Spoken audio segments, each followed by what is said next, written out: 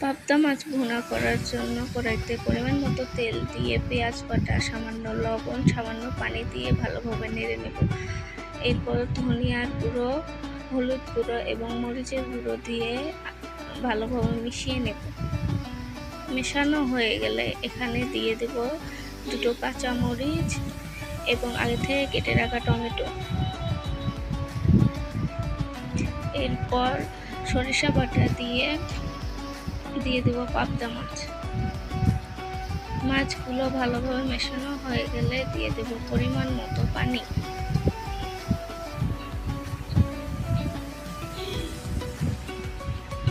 এবং নামানোর আগে ভাজা জিরে গুঁড়ো এবং ধনিয়া পাতা দিয়ে নামিয়ে নেব।